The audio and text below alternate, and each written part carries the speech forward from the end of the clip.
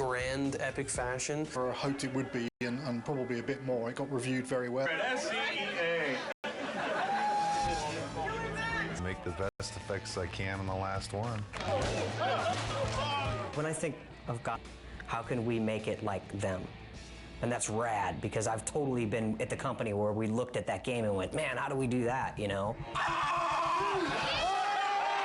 2 has a destiny of sequels. I'm gonna be satisfied if we tie it all up and we can kind of close the book. We're past the stage of figuring out what we want to do. We're now in the early phases of sorting out the how we're going to do it.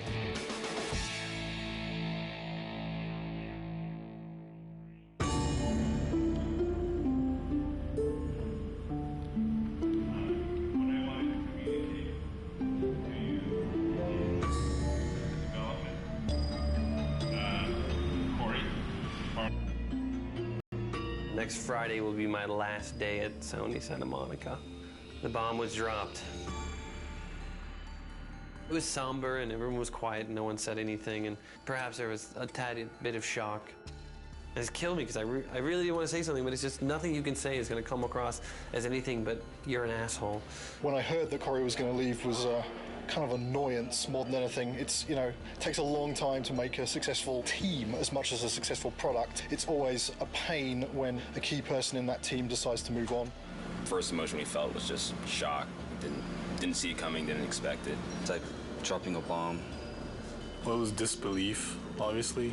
I thought he would be the last one to leave. Incredibly bummed out, like very, very disappointed. You know, you never really prepared for something like that, you know. They don't warn you very well either. They just kind of spring it on you. It was kind of a bit of a shock. I never expected that Corey would leave the project, so.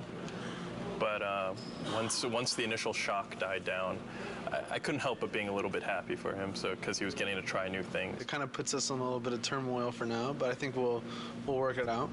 I'm glad he has the balls to stick to whatever it is that he wants, but I'm also a little pissed that he's leaving us in the lurch, just kind of like holding the bag. I mean, I know I want to be here. If he needs to be someplace else, that's what he's got to do. And I think it's better that it happened at this stage in the project than a year from now, obviously. It obviously is a very difficult choice and a difficult time and not a very happy choice to be making. But, you know, on the horizon, the doors are opening. Of course, it's hard to imagine someone stepping into Corey's shoes. He's amazing. Many people wondered whether we could do God of War 2 without David Jaffe, who did God of War 1, and I think we succeeded at that. I think we can succeed at creating a third version without Cory Barlog. I think it's kind of neat, actually. A different director for each chapter.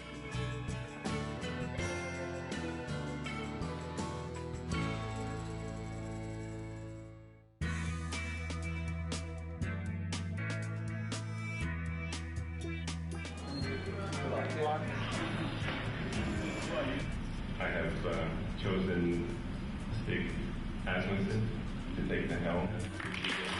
When I became director, there was a very warm response from the team. I got a lot of tons of support, and I mean, so far everybody's been super cool. I look back on how Corey handled things and how Dave handled things, and I draw inspiration. I think the most important thing that I got from both of those guys is the fact that they were themselves. I'm super excited about this. You know, this team kicks ass, you know, and it's said a lot, but this type of situation, the kind of garbage that we've been going through in the last month, as far as I'm concerned, this team's second to none. But Stig is fucking amazing. Stig's a pretty good leader, I think mostly because you're probably afraid of him when you first meet him. The entire team really respects him. Everybody communicates well with him, and he's not unfair with any of his decision makings. From my perspective, he is much more easier to work with. He is much more structured.